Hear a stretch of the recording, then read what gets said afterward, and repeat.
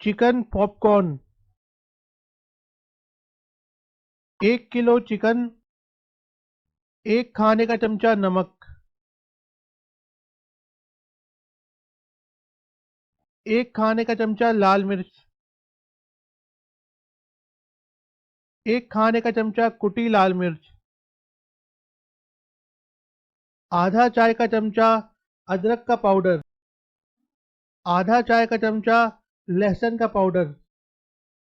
3 खाने के चमचे सिरका।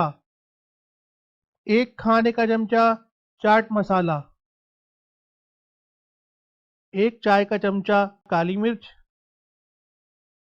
मिक्स करें। 5 से 6 घंटे के लिए मैरिनेट होने के लिए रख दें।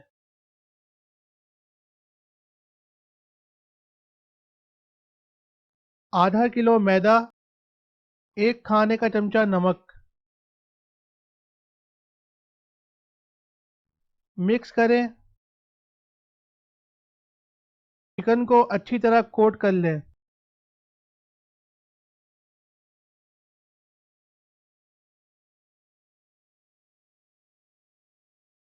मैदे को अच्छी तरह झाड़ लें।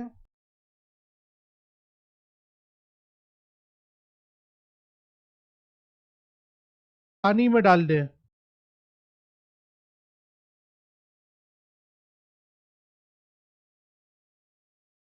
इसे दोबारा अच्छी तरह कोट करें।